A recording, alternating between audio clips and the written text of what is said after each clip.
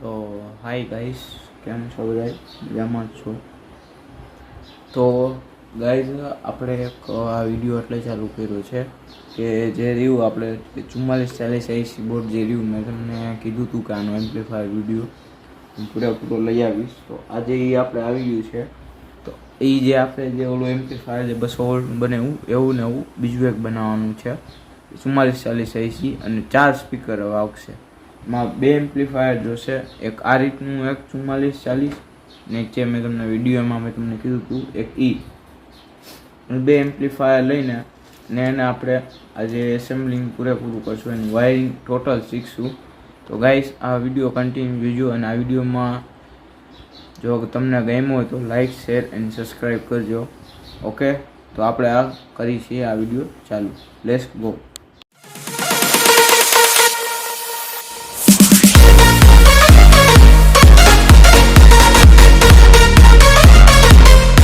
તો ગાઈઝ, આપણે આ રીતે કંઈક ગોઠવીને કમ્પ્લીટ કરી દેવાનું છે ટ્રાન્સફોર્મરનું વાયરિંગ, આ એમ્પ્લીફાયર અને આ બીજું એમ્પ્લીફાયર જે રહ્યું. આ તો તમારી ઈચ્છા, જો તમે લગાડવું હોય તો. આ તો મારે છે 4 સ્પીકર છે, તો મારે 4 સ્પીકર હાટું લગાડવું જોઈએ. 2 સ્પીકર છે, 2 સ્પીકર હાટું લગાડવું ભાઈ. મીન્સ કે 4 સ્પીકર જો કરવા હોય તો આ ઓકે છે. 4 ચેનલ આઉટપુટ થશે, આનો લાઉડ વધારે જશે.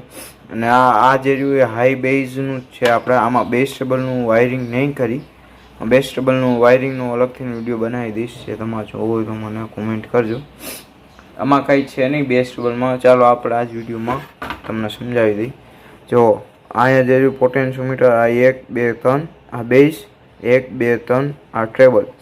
તો હવે 3 પિન આવશે, એમાં ગમે તેમ આડાહુરી તમે વચ્ચેમાં જ આવી જોઈએ, લેફ્ટ અને રાઈટમાં જ આવી જોઈએ. એ રીતે લગાવશો તો પણ ચાલશે. આમ ઊંધાવરું હોય તો ચાલશે. આ રીતે જે રહ્યું પોટેન્શિયોમીટર ઊંધાવરું હોય તો પણ ચાલશે. એમાં કાંઈ થશે નહીં, કંઈ ઊંધું હવરું જ થશે. જે આલી સેટ ફેરવશો એટલે ધીમું થશે, આલી સેટ ફેરવશો એટલે ટ્રેબલ ફૂલ થશે. એ રીતે થાય. એટલે આમાં કાંઈ છે નહીં. આ જે નાના છોકરા વાયરિંગ કરી શકે. અને આમાં એક આપણે પંખો રાખશું, જે ફેન જે રહ્યો એ 12 વોલ્ટનો એક ફેન રાખશું. અને આ 5 એમ્પિયરનું ગાઈસ ટ્રાન્સફોર્મર છે 12 અને મેં એક મોડિફિકેશન કર્યું છે. તમારે જો કરવું હોય તો 12 જે ટ્રાન્સફોર્મર જે આવે એમાં આપણે 0 જ છે, પણ મારા પાસેથી 12 જ છે. તો એમાં કાંઈ નથી. આ પોઝિટિવ જે રહ્યા 2 ડાયોડ આ રીતે મેં કરીને સિલ્વર પટ્ટી 2 હારે કરીને આપી દે છે. એટલે અહીંયા 12 લાગી જશે અને અહીંયા જે રહ્યો એ નેગેટિવ જે રહ્યો 0 લાગી જશે. તો આપણે આ રીતે એના કામ ગોઠવીને આપણે આનું જરાક હું હોલ કમ્પ્લીટ કરીને હોલ પાડી લઉં ને આ ટ્રાન્સફોર્મર અહીંયા હું ફિક્સ કરી દઉં. એટલે એ પ્રમાણે હું મારી રીતે જોઈને હું કમ્પ્લીટ કરી નાખું છું. વાયરિંગ હું તમને પછી સમજાવી દઈશ. વાયરિંગમાં કંઈ છે નહીં. અહીંયા પાવર સપ્લાયનું વાયરિંગ આવશે, સ્પીકર આઉટપુટ વાયરિંગ થશે. અહીંયા આ જે 2 એરિયા એ સ્પીકર આઉટપુટ છે, આ 2 સ્પીકર આઉટપુટ છે. અને બીજું એક 7805 આમાં લાગેલી છે. એટલે અહીંયા જે 5 વોલ્ટેજ આવી જશે. તો આપણે પેનલ જે રહી બ્લૂટૂથ પેનલ લગાડવાની છે. આ રીતની કંઈક બ્લૂટૂથ પેનલ છે, એ આપણે આમાં લગાડશું. ને ગાઈસ, આમાં હું વોલ્યુમનું વાયરિંગ નહીં કરું, કારણ કે વોલ્યુમ મારે ડિજિટલ જ રાખવું છે. એટલે ફોનમાંથી વધે એટલે ફોનમાંથી વધે, અને ડાઉન કરું તો ફોનમાંથી ડાઉન કરી દેવાનું.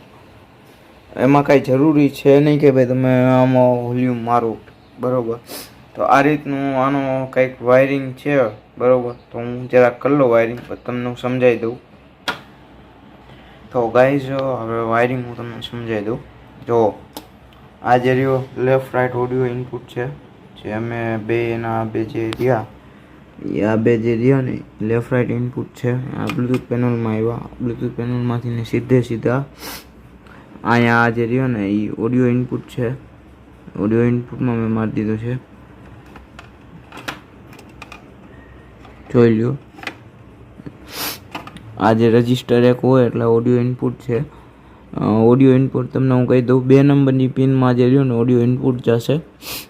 ને અહીંયા મેં સ્પીકરના આઉટપુટ કાઢી છે. આ સ્પીકરના આઉટપુટ કાઢી અને અહીંયા 5 હતી આપણે મારી દીધું છે છેડા, બરાબર. ટ્રાન્સફોર્મરના 12 0 અને 0 અહીંયા લાગશે, 12 અહીંયા લાગશે.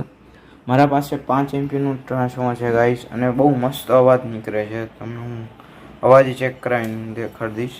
જો આ રીતનું કંઈક છે. તો આને હું કમ્પ્લીટ હવે હું ફિટ કરી દઉં છું. આ બે જે છે એ સ્પીકરના છે, ને આ બે 4 સ્પીકર થઈ ગયા. આપણે 4 સ્પીકર હલાવવા હોય તો ચાલે.